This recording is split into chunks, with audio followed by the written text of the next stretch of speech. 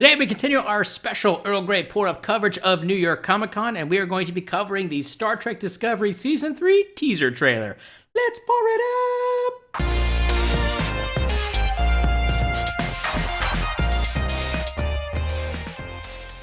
Okay, so those of you who have not seen this, there may be some spoilers for the Star Trek Discovery Season 3. If you're not really interested in that, go check out a different video on the channel. But obviously, one of the big pieces of information we got over the weekend at New York Comic Con 2019 was the teaser trailer for Discovery Season 3, and it was pretty awesome, I thought. It sent off a whole bunch of information towards us, kind of got the creative juices flowing. I've got several different theory crafting videos kind of coming down the pipe that you guys should be tracking on my Trello for. If you guys want to know the dates there, hashtag shameless plug. But it's gotten my juices kind of flowing right now. I can't wait to see how they unfold the mystery of 930 years. I think the year 3186-ish, 3100s, the late 3100s, early 3200s of the Discovery and the Federation and the Alpha and Beta quadrants, and what is all happening inside of Star Trek this far into the future. We've never seen this far into the future, really on screen this much, and I'm super excited to see it. And the trailer just kind of got everyone's mind kind of jumping. So let's go ahead and talk about some of my interesting key moments that I enjoyed and some things that I may tie into some theory crafting later on. Let's go ahead and jump right into it.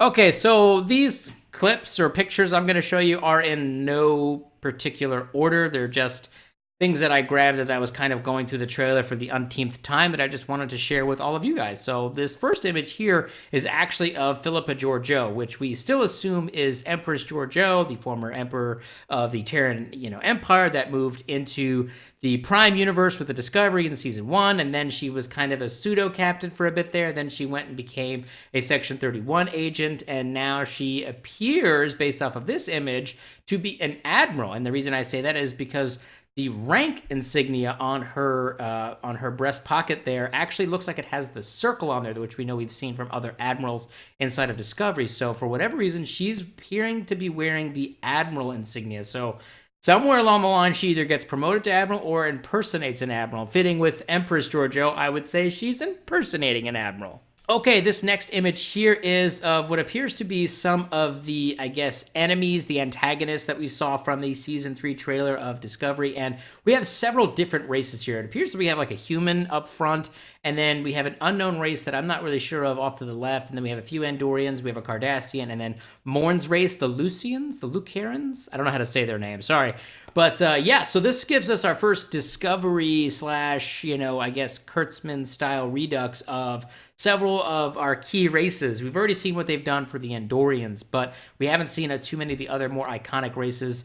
But now we see, looks to me like the Cardassians and Morn's race looks very similar to what we saw before. They're probably just a few little touching pieces here. But what I thought was really interesting was that the uniforms that they're wearing here are like a crossover between, I don't know, like Romulan uniforms and like Andorian uniforms, like old school like Romulan uniforms. So I don't know what race or agency these people are associated with. I don't know if it's like an overarching agency that they're with or a race that they're being subordinates to or what's going on, but it's quite interesting. They're all wearing clearly some kind of military or police style uniform that I really thought was kind of cool, and it really just gets me excited to see what the heck's going on. This right here, it started at the beginning of the trailer, and this was like a little kit that Burnham seems to have next to her after she lands on the planet after traveling into the future in the time suit. I just thought it was kind of cool. It's got like a little badge in there, and it's got like maybe some medical stuff, tricorder, some equipment, comm thing, and like a phaser. I don't know. I just thought it was kind of cool.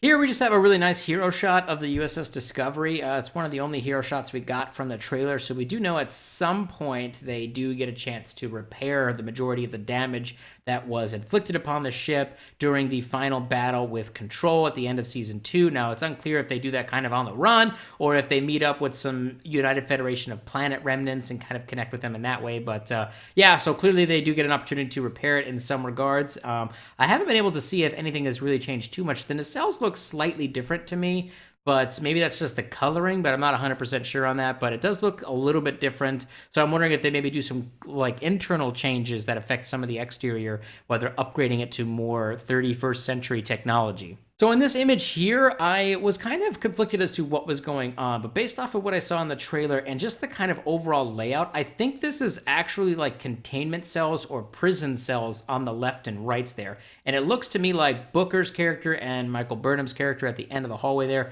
are being kind of attacked by some of the police forces with those little hand cannons at the far end of the hallway. So I'm wondering if they're doing some kind of jailbreak situation, or they got apprehended and trying to break out, or they're trying to break in to get someone out, or whatever they're doing there. But it definitely reads like a jail cell. The only other theory that I have for this particular room was that it was like the back ends of like shuttle bays, like shuttles parking inside of it reverse and then flying back out. But to me, it kind of seems more likely to be like some kind of containment facility. So obviously in the trailer, we get kind of a flash forward type montage with the lengthening of Michael Burnham's hair. It goes from the standard Starfleet issue that we saw down all the way to full long, super long hair that she then braids up and everything like that. So I think that a huge, at least a year based off of her, based off of her dialogue in the trailer, that a huge time jump occurs from not only just when they arrive, but for when Michael Burnham links back up with the rest of the crew of the Discovery, because we see in this particular picture here that the rest of the Discovery crew is hugging and excited to see Michael Burnham, and she clearly has the long hair at that particular point. So there's obviously a long period of time between Michael Burnham meeting up with the Discovery, and it's possible that maybe she uses the time suit to jump back a year to when the Discovery was supposed to arrive, or maybe they haven't experienced that long of a time jump because everyone else in this picture looks kind of the same. So I'm wondering if she experienced the time jump differently than the actual Discovery did, and perhaps because they arrived just a few moments behind her, going through that portal at the end, that perhaps they arrived, because black holes are weird and timey-wimey stuff, that maybe it took, that few seconds was actually like a year or more for Michael Burnham's perspective on the other end. So I'm wondering if maybe that's how they're going to try to play that up at all. Okay, so this particular image is one of the more interesting ones. We're seeing two different things here that I really want to talk about. One is what appears to be, in my opinion, I'm theorizing this right now, but I think that these are not Starfleet uniforms that these random characters and this person pointing this weapon is they're not Starfleet uniforms. They are, I think, potentially the temporal kind of agency that's there to correct certain timeline events. This show is obviously now taking place post temporal Cold Wars, temporal accords being signed, temporal Civil War, and all that stuff. It's a few years after that, a few decades after what we understand Daniels ended the temporal Cold War, but that doesn't mean the temporal agency isn't around correcting timeline things. And obviously the Discovery magically showing up in the future would be cause for concern for someone who deals and polices time. So I think that's who we're dealing with here. It could also just be another militaristic faction. It could even be a remnant of different Federation member worlds that have, kind of come together and kind of started to do things a little bit more militaristically. That was a little bit maybe like against what the Federation's ideal. Maybe not quite Terran Empire, but not quite super lovey-dovey like Federation. And maybe that they're this huge iron fist in the quadrant now, and they're trying to scoop up the Discovery specifically for their spore drive technology, because we do know that that's still a thing on the ship. But we also get to see one of the newer characters that I don't know anything about at this particular point. I don't even know what the actress's name is, and that is this character here. And here she is just kind of chilling inside of what appears to be a Jeffries tube, wearing, again, a uniform that kind of looks Starfleet, but kind of not. And that's why I'm thinking, is this kind of like a temporal kind of agent uniform? I don't know. I really like the way the uniforms look, but I'm really interested, and mostly interested as to what this particular group is, because they're not wearing the same uniforms as the group that was hunting Booker and Burnham. They're wearing like these blue uniforms with these little lights, not that weird kind of tribal uniform with the hand cannons. So these are obviously two different factions that potentially have split off from the Federation after it fell apart. And we know that the Federation fell apart based off of this particular individual who, again, I don't really particularly know, is hanging out in this little Federation room. And the Federation flag is missing the majority of the stars inside of the flag. Now, the large stars of the Federation flag were to signify all of the founding members of the Federation, and that's Earth, Vulcan, Andorians, Tellarites, and I think there's someone else I'm forgetting. But anyways, it's supposed to signify all of those different races and kind of keep them kind of connected on that giant flag. But obviously we're missing a few of those, and then obviously all of these smaller stars that were in there are missing as well. So it appears as though either the Federation has died off or that the Federation has fractured in some way and these different factions are kind of doing different things and kind of making different things happen. And I'm wondering if it has to do with the Temporal Cold War, because again, this is only a few decades after that. And one thing I do want to touch on is the fact that I know there's some people like kind of crapping on Discovery already. Surprise! But really, already people are crapping on the trailer saying, well, what is this? How could the Federation be destroyed? And all the hard work that we've done, we've seen on 50 years of television and movies that all these great characters have done was all for nothing if the Federation fell apart in the future. And you know what? I have one thing to say, is the Federation... Well, I'll have a couple things to say. The Federation and Starfleet are two different entities. So keep that in mind. Remember that. A lot of people confuse them and conflate the two, but they're two different entities. But ultimately, the Federation and what it stands for and what it is not necessarily about a specific organization, okay? It's about an idea. It's about ideals in general and the idea of working together and being, a cohesive unit, a peacekeeping and humanitarian armada, so to speak, that helps protect everyone, the weak, and prospers all the people that are up in the stars and all of these different things. Like the Federation is a set of ideals. It's not necessarily a specific organization. And the idea that the Federation itself, the United Federation of Planets, fell apart, that's fine. But what it was representing and what the ethos that were supporting that can't die. That'll never die. Honestly, that will never die. And the fact that the Discovery is there is all the more reason that they can bring it back and maybe make something even better than it was before and learn from the mistakes. Like, organizations like this are bound to fail. That's human nature, and the humans are super invested in the Federation. So were the humans the cause of the collapse or whatever it was? I don't know, but just to crap on the show just because it's like, well, what did you guys do? You got rid of the Federation. This show's going to suck. Well, give them a chance. Let's see what this story is. This could be really exciting. We are in uncharted territory, and I can't wait to see how they revitalize the ideals of Star Trek and the Federation and of Starfleet into possibly a whole new organization. Maybe it won't be the Federation. Maybe it'll be something else. And that's really exciting because we're in the future and they can do whatever they want now. And we're, as consumers, as Trekkies, we're on for the ride. So let's just enjoy the ride. Let's see where it takes us. Another really interesting thing here is this particular image of, I want to say it's the caves of Makala? I'm terrible at saying things, I'm sorry. But it's Trill Caves. These are Trill Caves. And this definitely appears to be the same set with a little bit of redesign as what we expected to see with, the upgraded visuals and stuff like that. But what's interesting about this one, obviously I'm interested to see what they're doing with the Trills, but the character there kind of looks like Tig Notaro's character, but I don't think she's actually going to be back for the show. Unfortunately, she has some health issues.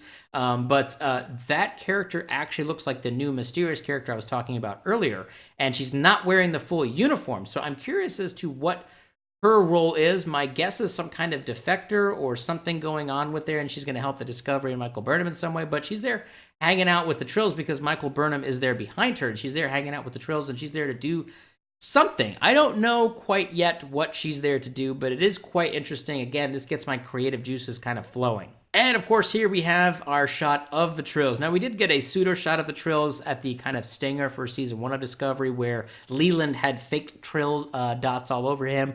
But obviously, he then took those off when he revealed himself to be a Section 31 agent. But these are, I assume, Trills, like actual Trills. So this is very exciting to see how that whole storyline is going to be playing out with the different Trills and what their role is now in a potentially post-Federation kind of quadrant.